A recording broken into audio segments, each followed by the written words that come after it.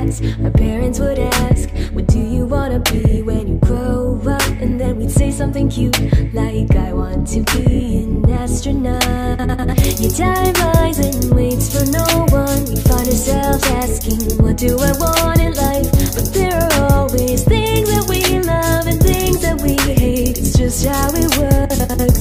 So if we could choose, why would we do something we don't like instead?